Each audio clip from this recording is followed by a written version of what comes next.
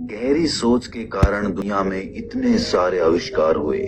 अगर हमारी इस दुनिया के वैज्ञानिक गहरी और ज्यादा सोच नहीं रखते तो इतने सारे आविष्कार कैसे होते? कैसे ये गाड़ियां बनती, कैसे ये बिल्डिंगें बनती, कैसे ये मशीनें बनती?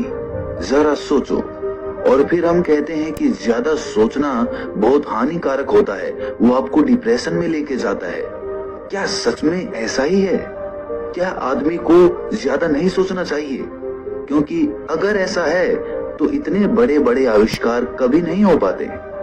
लेकिन समझने की बात यह है कि हम किस विषय के बारे में अपनी सोच ज्यादा रखते हैं, किस विषय के बारे में हमारी सोच ज्यादा गहरी होती है। अगर सही दिशा में सोचा जाए तो आपकी सोच ही आगे के लिए आपके रास्ते निर्धारित करेगी। लेकिन अगर आपकी सोच इधर उधर बिखरी हुई है, अलग अलग दिशाओं में है, तो वही सोच आपके लिए आत्मघाती बन जाती है। एक नदी को देखिए, जब वो एक धारा में बहती रहती है, एक दिशा में बहती रहती है, तो वो कितने लोगों का उद्धार करती है। लेकिन अगर वही नदी इधर उधर अलग अलग दिशाओं में बहने लगे तो वही नदी विनाशकारी बन जाती है। सर्दियों में आग तापना किसे अच्छा नहीं लगता, लेकिन आग एक दूरी से ही तापी जाए तो ही वो आनंद देती है। लेकिन कोई आदमी अगर ज्यादा आनंद लेने की चाह में अपना हाथ उस आग में ही डाल दे तो आग तो उसे जला ही देगी। इसी प्रकार हमारी सोच होती है। सोच को सही दिशा और उसका सही मूल्यांकन बहुत जरूरी होता है। आज की जो बोध कहानी मैं आप लोगों को सुनाने वाला हूँ, उसमें आपको सही नजरिए से सोचने का एक रास्ता मिलेगा। उसके बाद आप अपने ज्यादा सोचने की बीमारी से परेशान नहीं होंगे, बल्कि वही चीज आपके लिए ताकत बन जाएगी। इससे पहले कि आप इस कहानी में खो जाएं, इस चैनल को सब्सक्राइब जरूर कर लें। बात उस समय की है जब बहुत ज्यादा संसाधन लोगों के पास नहीं हुआ करते थे। ना ही गाड़ियां हुआ करती थी और ना ही आधुनिक मशीनें हुआ करती थी। जब भी किसी आदमी को नगर में जाना होता था, या तो वो पैदल जाता था या फिर किसी घोड़ा गाड़ी में बैठ कर जाता था, और इस प्रक्रिया में उसे नगर पहुंचने में बहुत दिन लग जाते थे। इसी समय में रामपुरा नाम के गांव में रवि नाम का एक युवक अपने परिवार के साथ रहता था। रवि अभी 22 वर्ष का ही था, लेकिन उसमें युवा होने का जोश और उत्साह था। वो हर काम बड़ी लगन के साथ करता था और अपने काम को अंजाम तक पहुंचाकर ही दम लेता था। जब भी किसी के साथ कुछ बुरा होते देखता तो वहीं पर वो उसका विरोध करता और सामने वाले आदमी को उसकी गलती का एहसास कराता था। लेकिन रवि की माँ रवि के स्वभाव के कारण बहुत परेशान रहती थी। उसे हर वक्त अपने बेटे की चिंता लगी रहती थी, क्योंकि उसकी माँ जानती थी कि रवि बहुत ही आक्रामक प्रवृत्ति का युवक है। और जब रवि किसी काम के सिलसिले में कभी नगर में जाता तो कई कई दिनों तक वापस नहीं लौटता। इस बीच रवि की माँ अपने बेटे के बारे में सोच सोच कर बहुत परेशान रहती थी। उसके मन में हर वक्त अपने बेटे के प्रति कुछ अनहोनी होने का ख्याल चलता रहता था। अपने बेटे की चिंता में रवि की माँ कभी कभी तो खाना पीना तक भूल जाती थी और पूरे दिन अपने बेटे के बारे में ही सोचती रहती। और ये बात गांव में रवि के दुश्मनों को भी पता थी कि उसकी माँ रवि के बारे में बहुत ज्यादा सोचती है। इसी तरह जब एक बार रवि नगर में किसी काम से गया हुआ था तो किसी ने गांव में अफवाह उड़ा दी कि रवि की घोड़ा गाड़ी पलट गई है, जिससे रवि की मृत्यु हो गई है। ये बात पूरे गांव में आग की तरह फैल जाती है और फैलते फैलते ये बात रवि की माँ के कानों में पहुंचती है। रवि की माँ जब ये सुनती है तो उसके पैरों तले जमीन खिसक जाती है। उसका इकलौता पुत्र अब इस दुनिया में नहीं रहा। ये ख्याल उसकी माँ के मन को तोड़ देता है और अचानक से उसकी हृदय गति रुक जाती है। उसकी हृदय गति रुकने के कारण वो वहीं पर बेहोश होकर गिर जाती है। लेकिन किस्मत से उस वक्त उसके आसपास गांव की कुछ महिलाएं मौजूद थीं। वो तुरंत ही रवि की माँ को गांव के वैद्य के पास लेकर गई, जिससे कि रवि की माँ की जान तो बच गई, लेकिन उसका दिल अभी भी बैठा हुआ था। उनके पास कोई ऐसा रास्ता नहीं था जिससे वो अपने बेटे की खैर खबर ले सके, क्योंकि उस वक्त ना तो फोन होते थे और ना ही संदेश का कोई माध्यम होता था। इसी वजह से दिन ब दिन रवि की माँ की हालत और भी ज्यादा बिगड़ती जा रही थी। कुछ दिनों बाद रवि अपना काम खत्म करके नगर से अपने गांव वापस लौटता है वापस लौटकर जब उसे पूरी कहानी पता चलती है तो रवि गुस्से में भर जाता है। सबसे पहले तो वो अपनी माँ के पास जाता है और अपनी माँ को अपनी खैर खबर देता है। अपने बेटे को जिंदा देखकर उसकी माँ की सांस में सांस आती है। उसके बाद रवि अपनी माँ से कहता है कि माँ, जिन लोगों ने ये झूठी खबर गांव में उड़ाई है उन लोगों को मैं अच्छे से जानता हूँ।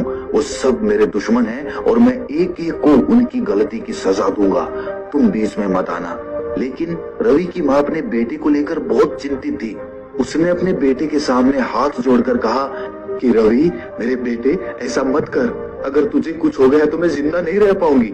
अपनी माँ की ये हालत देखकर रवि की आंखों में आंसू आ जाते हैं और उसका सारा गुस्सा ठंडा हो जाता है। एक बात जो रवि के मन को परेशान कर रही थी वो ये थी कि उसकी माँ की हालत अब भी ठीक नहीं हुई थी। इसीलिए रवि अपनी माँ का इलाज कराने के लिए उसे नगर में लेकर जाता है। वहाँ पर वो अपनी माँ को किसी बड़े वैद्य को दिखाता है, लेकिन बड़ा वैद्य उसकी नब्ज देखने के बाद कुछ दवाइयाँ देकर कहता है कि आपकी माँ को वैसे तो कोई रोग नहीं है, बस वो ज्यादा सोचने की बीमारी से ग्रस्त है। और वास्तव में ऐसी कोई बीमारी नहीं होती है। आदमी को खुद ही अपना मन काबू में करना पड़ता है। ये सब जान लेने के बाद रवि अपनी माँ को वापस अपने घर पर ले आता है। लेकिन अब एक नई समस्या खड़ी हो गई थी। अब रवि अपने काम के सिलसिले में ज्यादा दिनों तक नगर में नहीं जा पाता था, क्योंकि उसे अपनी माँ की चिंता सताने लगी थी कि कहीं मेरी माँ मेरे बारे में ज्यादा सोच सोच कर परेशान ना हो जाए और कहीं फिर से उन्हें कोई रोग ना हो जाए। और इसी चिंता की वजह से रवि का व्यापार दिन ब दिन घट रहा था। वो इस बात से बहुत परेशान रहने लगा। उसने 1000 बार अपनी माँ को समझाने की कोशिश की कि माँ, मुझे कुछ नहीं होगा, मैं अपने काम के सिलसिले में जाता हूँ, आप चिंता मत किया करो। लेकिन उसकी माँ एक भी मानने को राजी नहीं थी। वो कहती कि बेटा, मेरा मन ही ऐसा है कि वो अपने आप ऐसी ऐसी चीजें सोचता रहता है। मैं खुद से नहीं सोचना चाहती, लेकिन न जाने क्यों मैं खुद को रोक भी नहीं पाती। बात तो सही थी, इसीलिए रवि अपनी माँ को गांव में अकेला छोड़कर नहीं जाता था। लेकिन हर इंसान को कर्म तो करना ही पड़ता है। लेकिन जब रवि अपनी माँ के साथ रहने लगा तो उसका कर्म, उसका काम धीरे धीरे चौपट होता चला गया।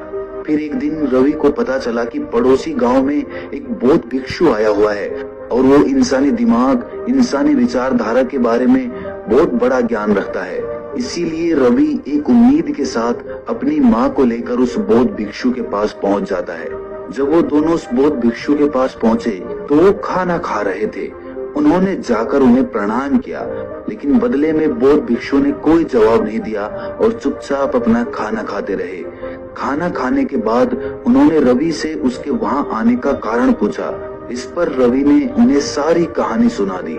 ये सुनकर वो बौद्ध भिक्षु कहते हैं कि अक्सर इंसान अपनी बुद्धि को समझ ही नहीं पाता और जो उसकी सबसे अच्छी साथी हो सकती है, सबसे अच्छी गुरु हो सकती है, वही उसकी सबसे बड़ी दुश्मन बन जाती है। जैसा कि तुम्हें वैद्य ने बताया कि ये कोई बीमारी नहीं है, ये ज्यादा सोचने की वजह से होता है और इंसान का अपने मन पे तो काबू रहता ही नहीं है, तो वो अपने दिमाग में आने वाले विचारों को कैसे रोक सकता है। ये सुनकर रवि ने कहा कि यही तो महात्मा मैं आपसे जानने के लिए आया हूँ। अगर कोई हल आप मुझे बता सकते हैं जिसके द्वारा मेरी माँ ठीक हो जाए और ज्यादा सोचने की समस्या से निजात पालें, तो मैं आपका बहुत बड़ा आभारी रहूंगा। इसका उत्तर देते हुए बौद्ध भिक्षु ने कहा कि ज्यादा सोचना कुछ गलत नहीं है, कोई बुरी बात नहीं है, लेकिन इंसान अक्सर उन्हीं चीजों के बारे में ज्यादा सोचता है जो उसके काम की ही नहीं होती, जो व्यर्थ की होती हैं। मतलब चिंताओं को आदमी अपने आप अपने साथ चिपका लेता है। मैं तुम्हें ऐसे 6 सूत्र बता रहा हूँ जिससे तुम्हारी माँ ज्यादा सोचने की बीमारी से, ज्यादा सोचने के स्वभाव से निजात पालेगी। सबसे पहली बात, सबसे पहला सिद्धांत और सबसे पहला सूत्र अपने विचारों को समझना होता है। मौन रहकर हमें अपने विचारों को देखना होता है। जब हम मौन होते हैं तो इसका मतलब ये होता है कि हम किसी भी गतिविधि में शामिल नहीं हैं और उस समय हम अपने विचारों को भी पढ़ सकते हैं। हम ये भली भांति देख सकते हैं कि हमारे मन में किस प्रकार के विचार उठते हैं और जब हम ये समझने लगते हैं कि हमारे ज्यादातर विचार किसके लिए संबंधित होते हैं, तो हम ये भी जान पाते हैं कि ऐसे विचारों के उठने का क्या कारण है, क्योंकि वही विचार जो सबसे ज्यादा संख्या में हमारे अंदर आते हैं, हमारे दिमाग में आते हैं, वही हमारा स्वभाव होता है, वही हमारे स्वभाव को निर्मित करते हैं। और जब हम मौन रहकर अपने विचारों को समझने लगते हैं तो इसका मतलब ये होता है कि हम अपने स्वभाव को समझ रहे होते हैं। अपने विचारों को समझने के बाद दूसरा सूत्र है कि अपने सारे विचारों को एक ही काम में लगा दो, उसी में अपना पूरा ध्यान लगाओ। एक काम को पकड़ो और उसमें पूरे तरीके से शामिल होकर उस काम को पूरे ध्यान के साथ करो। इससे आपके विचार इधर उधर कम भटकेंगे जरूर। ये मत समझना कि आप एक ही काम पे पहली बार में ही अपना पूरा ध्यान टिका देंगे। हो सकता है कोई काम करते वक्त आपके विचार इधर उधर जाएं, लेकिन जब आपको होश आए कि हमारे विचार इधर उधर दौड़ रहे हैं तो वापस से अपने विचारों को उसी काम में लगाने की चेष्टा करो और धीरे धीरे आपका ये स्वभाव बन जाएगा और आप पूरे तरीके से अपने विचारों को संगठित कर कोई भी काम करने के लिए सक्षम हो पाएंगे। और इसी सूत्र का अनुसरण करते हुए हमें ये भी ध्यान में रखना चाहिए कि हम एक ही विचार के बारे में गहराई से सोचें। अगर हमें बहुत तरह के अलग अलग विचार आ रहे हैं तो हमें उनमें से एक विचार उठाकर उसी विचार की गहराई तक जाना है, उसी विचार को खोदते खोदते चले जाना है, ताकि हम उस विचार की जड़ तक पहुंच सकें। हम ये पता कर सकें कि ये विचार कहाँ से जन्म ले रहा है, कहाँ से इसकी उत्पत्ति हो रही है। और जब आप पूरा ध्यान एक ही विचार पर केंद्रित कर देते हो तो आप उस विषय के बारे में, जिसके बारे में आपके मन में विचार चल रहा था, उसके बारे में पूरी जानकारी, पूरा ज्ञान अपनी बुद्धि के माध्यम से हासिल कर सकते हैं। अगला सूत्र जो आपकी ज्यादा सोचने की समस्या को हल कर देगा वो ये है कि हमें निरंतर शारीरिक व्यायाम या नाच गाना या किसी भी तरह की ऐसी क्रिया करनी चाहिए जिसमें हमारा मन पूरी तरह से शामिल हो जाता है। उससे हमारे मन के सारे विचार, सारी इधर उधर की बातें धुल जाती हैं और हमारा मन एकदम निर्मल हो जाता है। ये तो आप लोगों ने भी महसूस किया होगा कि शारीरिक व्यायाम या नाच गाना करने से मन को कितना सुकून, मन को कितनी शांति मिलती है। इसीलिए पता होते हुए भी हम वो काम नहीं कर रहे हैं तो इसमें गलती किसकी है? इसके बाद का सूत्र है कि अपने दिमाग को ठंडा रखने के लिए ऐसी चीजें खाएं जो दिमाग को ठंडक पहुंचाती हो, जो हमारे शरीर में ठंडक पैदा करती हो, ताकि हमारा दिमाग, हमारा रक्तचाप ठंडा रह सके, साधारण रह सके। जैसे कि अलग अलग तरह के फल, नारियल पानी, हरी हरी सब्जियां, जूस। अगर हम इन चीजों का सेवन करते हैं तो हमारा दिमाग एकदम शांत बना रहेगा और हमें ज्यादा सोचने की समस्या से कुछ ना कुछ राहत तो अवश्य प्राप्त होगी। अगला सूत्र है कि अपने विचारों की धारा को बदलने का प्रयास करो। इधर उधर की बेतुकी बातें सोचने की बजाय अपने विचार ऐसे काम पर केंद्रित करो जो रचनात्मक हो, जिससे कुछ ना कुछ रचना हो रही हो और जिससे आपके मन को खुशी मिलती हो। कुछ महिलाएं सिलाई का काम करती हैं, इसीलिए उनके सारे विचार उसी काम पर लगे रहते हैं और रचनात्मक तरीके से वो अपने मन को शांत भी रख पाती हैं।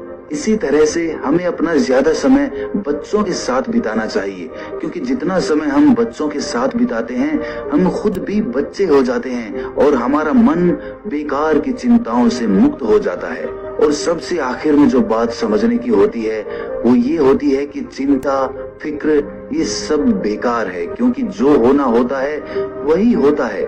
आप उसमें कुछ नहीं कर सकते, आप बस प्रयास कर सकते हैं, हिम्मत कर सकते हैं, लेकिन उसके बाद जो परिणाम होगा वो आपके हाथ में नहीं है और वो कभी भी आपके हाथ में नहीं आ सकता, चाहे आप कितना भी सोच लें, कितनी भी चिंताएं कर लें। इसीलिए गीता का एक उपदेश हमेशा अपने मन में रखें कि जो होता है अच्छे के लिए होता है, जो हो रहा है अच्छे के लिए हो रहा है और जो होगा वो भी अच्छा ही होगा।